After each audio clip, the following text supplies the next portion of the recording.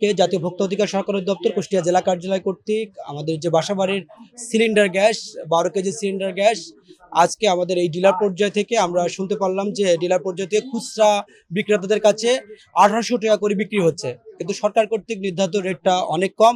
একই সাথে গত দিন এবং তার আগেও এর চেয়ে কমে বিক্রি হয়েছে।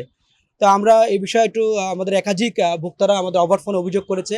এই অভিযোগের প্রেক্ষিতে আমরা একটা লিখিত অভিযোগ পাই। সেই লিখিত অভিযোগের প্রেক্ষিতে আমরা কাটাইখানা মোড়ের একটি প্রিন্স ইলেকট্রনিক প্রতিষ্ঠানকে আমরা অতিরিক্ত দামে গ্যাস বিক্রয়ের জন্য ৫০০ টাকা জরিমানা করেছি। একই সাথে এই গ্যাসটা যে ডিলার পয়েন্ট, বিশেষ করে আমাদের ওমেরা গ্যাসটি, এই যে আলী পাকলাক হলো ইনার এই কুষ্টিয়া ডিলার, এই ডিলার পয়েন্টে আমরা এসে খোঁজ নিলাম যে আসলে কি মূল্য বৃদ্ধি ঘটেছে কিনা বা বেশি মূল্যে ক্রয় করেছে কিনা।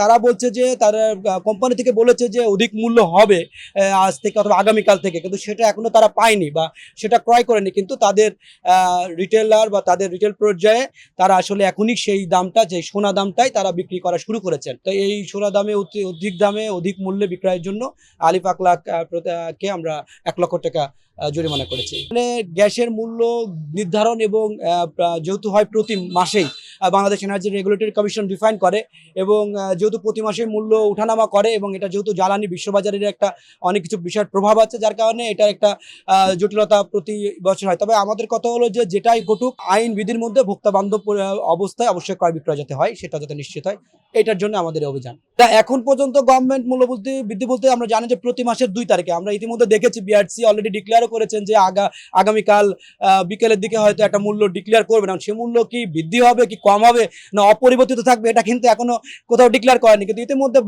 বাজারে এই জন্যই মূলত এই ডিলার পর্যায়ে বাজারে পৌঁছে গেছে যে এটা অধিক হয়ে যাবে।